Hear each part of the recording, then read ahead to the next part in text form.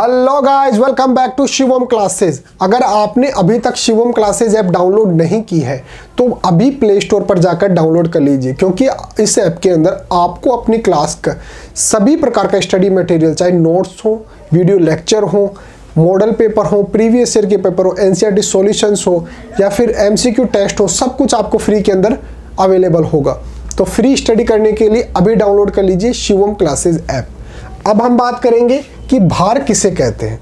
अगर किसी वस्तु के भार को परिभाषित करना हो तो हम कैसे परिभाषित करेंगे कि वस्तु का भार क्या होता है, वस्तु के भार का एसआई मात्रक क्या होता है। तो इन चीजों के बारे में हम यहां पर पढ़ेंगे। भार को हम बोलते हैं वेट। तो सबसे पहले तो आप एक बात ध्यान में रखना कि भार और द्रव्यमान दोनों अलग अलग चीज है। द्रव्यमान को बोलते हैं मास और भार को बोलते हैं वेट, दोनों अलग अलग चीजें हैं। तो हम यहाँ पर भार पढ़ रहे हैं, वेट पढ़ रहे हैं। तो देखिए, प्रत्येक पिंड या वस्तु को पृथ्वी अपने केंद्र की ओर निश्चित बल से आकर्षित करती है। कोई भी वस्तु हो उसको क्या करती है, जो पृथ्वी है वो उसको अपनी ओर आकर्षित करती है। कैसे आकर्षित करती है? पृथ्वी अपने केंद्र की ओर आकर्षित करेगी। जो पृथ्वी होती है उसका जो केंद्र बिंदु होता है उस तरफ वो उसको अपनी ओर आकर्षित करेगी। जो पिंड या वस्तु के द्रव्यमान और उस स्थान पर गुरुत्वीय त्वरण पर निर्भर करता है। और ये कौन कौन सी चीजों पर निर्भर करेगा? जो वस्तु को वो आकर्षित कर रही है, पृथ्वी आकर्षित कर रही है, ये दो चीजों पर निर्भर करेगा। एक तो उसका द्रव्यमान कितना है, यहां पर द्रव्यमान की बात कर रहे हैं, भार की बात नहीं कर रहे। उसको जो आकर्षित करेगी वो दो चीजों पर निर्भर करेगी। एक तो उसका द्रव्यमान कितना है, यानी कि उसके अंदर उपस्थित पदार्थ या द्रव्य का जो मान है वो कितना है, और दूसरा वहां पर गुरुत्वीय त्वरण कितना है। दो चीजों पर निर्भर कर ली। कौन कौन सी पे? एक तो गुरुत्वीय त्वरण का मान कितना है उस जगह पर जहां पर हम उसको कैलकुलेट कर रहे हैं। एक उसका द्रव्यमान कितना है, दो चीजों पर निर्भर करता है उसका भार, उसका जो उसको आकर्षित कर रही है वो वाली चीज। तो किसी पिंड पर या वस्तु का भार वह बल है जिससे वह पृथ्वी की ओर आकर्षित होती है। तो जिस बल से कोई वस्तु पृथ्वी की ओर आकर्षित होती है उसी को हम बोलते हैं भार।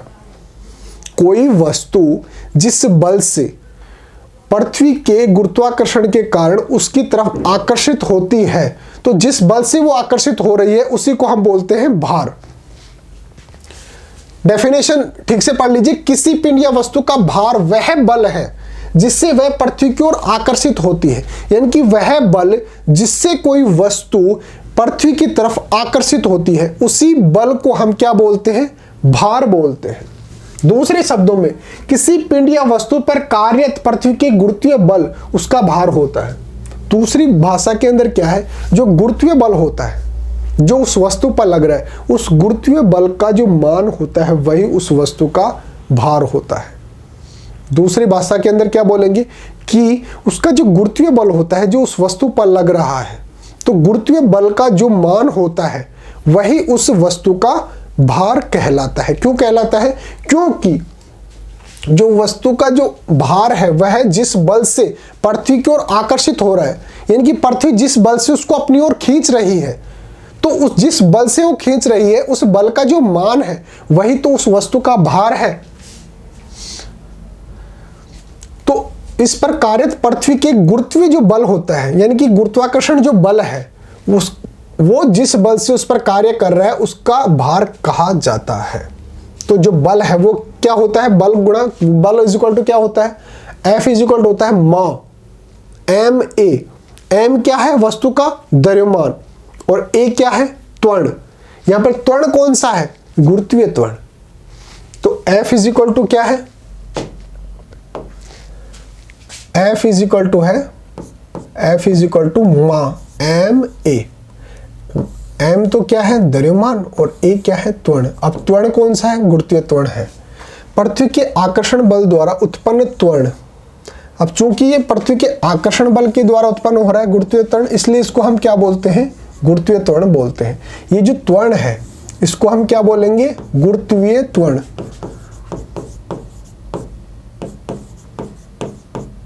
और इस बल को क्या बोलते हैं? गुरुत्वाकर्षण बल।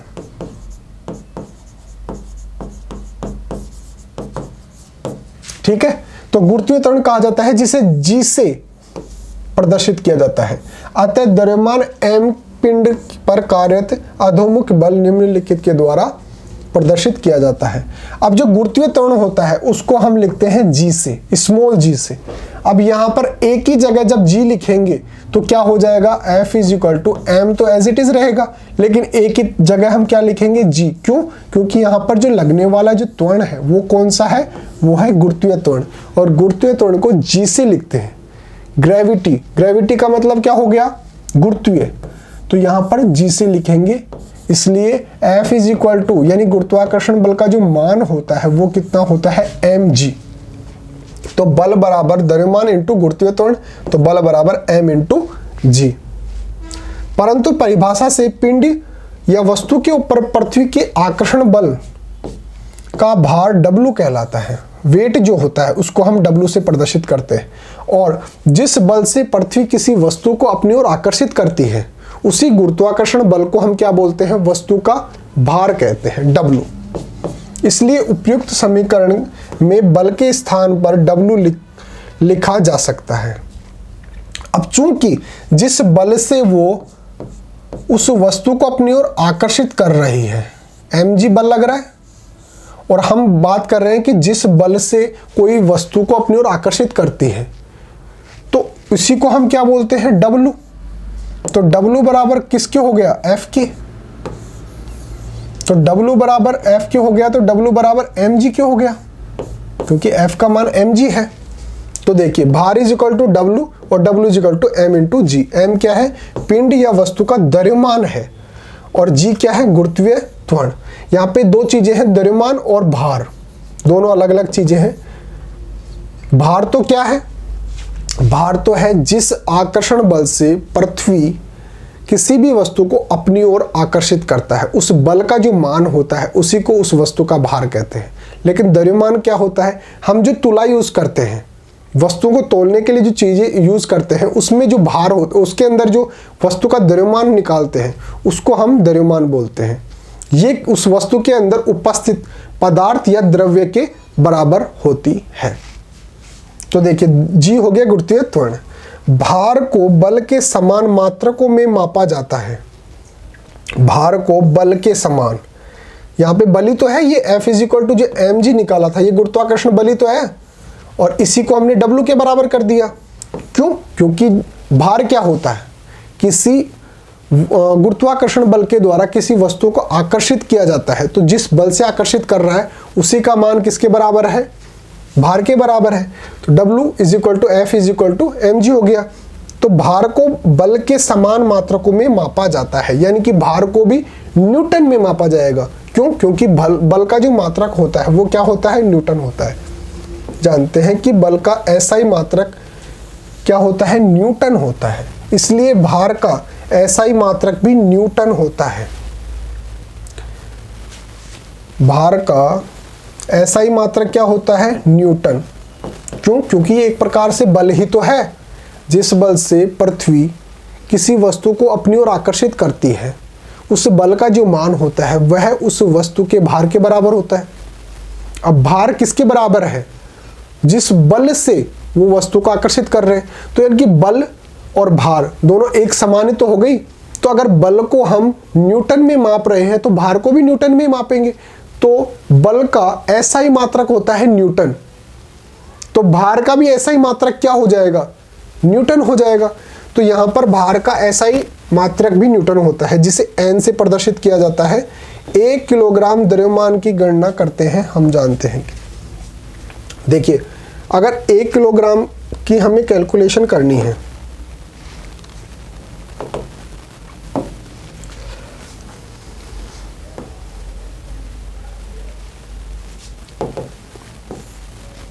F इज इक्वल टू हमारे पास क्या आया था, mg। m क्या है, द्रव्यमान, और g क्या है, गुरुत्वीय त्वरण, और यही किसके बराबर होता है, W के, यानी कि वेट के, यानी कि भार के। और जो मात्रक F का होता है, F का मात्रक क्या होता है, न्यूटन होता है। क्यों? क्योंकि ये बल है, तो इसका मात्रक भी न्यूटन होगा, क्योंकि ये भी तो एक प्रकार का बल का जो मान है वही तो है। ठीक है, अब बात करते हैं mg की। अगर किसी वस्तु का द्रव्यमान 1 किलोग्राम है तो जी का जो मान होता है, जी का मान हमेशा समान रहता है 9.8 मीटर प्रति सेकंड स्क्वायर। लेकिन कई बार हम जो क्वेश्चन सॉल्व करते हैं तो उसको 9.8 की जगह 10 ले लेते हैं। लेकिन अगर स्पेसिफिक प्रश्न में दे रखा है कि गुरुत्वीय त्वरण का मान 9.8 ही लेना है, ब्रैकेट में लिख रखा है कि गुरुत्वीय त्वरण G is equal to 9.8 metre प्रति सेकंड स्क्वायर, तो उसको आप 9.8 ही लेंगे, 10 नहीं लेंगे।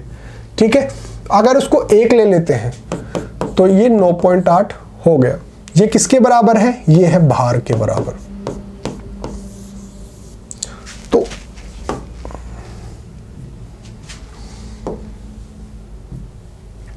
तो देखिए W is equal to M into G. M का मान हमने कितना ले लिया? 1 किलोग्राम ले लिया, और उसका जो जी है, गुरुत्वीय जो त्वरण है, उसका मान कितना होता है? 9.8 गुणा मीटर प्रति सेकंड स्क्वायर। तो 9.8 इंटू 1 मीटर प्रति सेकंड स्क्वायर, ये हो गया W का मान। तो आज के लिए इसमें इतना ही रहेगा, भार में इतना ही रहेगा। भार क्या होता है वो हमने आपको समझा ही दिया, उसका SI मात्रक बल के समान ही होता है, न्यूटन होता है। और भार क्या होता है? गुरुत्वीय जो बल होता है उसी को हम बोलते हैं भार। यानी कि जिस बल से जो हमारी जो पृथ्वी है किसी वस्तु को अपनी ओर आकर्षित करती है, तो उसके जो बल का जो मान होता है वही भार होता है। द्रव्यमान अलग चीज होती है। द्रव्यमान वो होता है जो हम जो तुला होता है उसके अंदर तोलते हैं चीजों को, उसके अंदर जो हमारे को वैल्यू प्राप्त होती है उसको तो हम बोलते हैं द्रव्यमान। लेकिन भार क्या होता है? जिस बल से जो हमारी पृथ्वी है किसी वस्तु को अपनी ओर आकर्षित करती है उसी को हम बोलते हैं भार। दोनों अलग अलग चीजें हैं। जो द्रव्यमान होता है उसका SI मात्रक क्या होता है? किलोग्राम होता है। लेकिन जो भार होता है उसका SI मात्रक क्या होता है? क्योंकि वो एक बल ही तो है, गुरुत्वाकर्षण बल ही तो है, इसलिए इसका SI मात्रक होता है न्यूटन। तो फिर भी अगर आपके मन में कोई क्वेरी रह जाती है इससे रिलेटेड तो आप कमेंट करके पूछ सकते हैं। Okay guys, thank you so much.